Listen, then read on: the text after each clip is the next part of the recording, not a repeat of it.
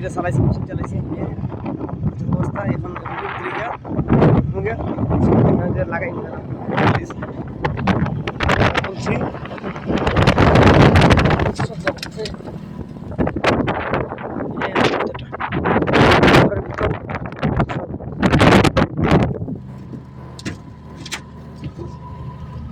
প্রথম লাগাইলাম গাড়ির ঘরের ভিতরে, এই দেখেন ঘরের ভিতরে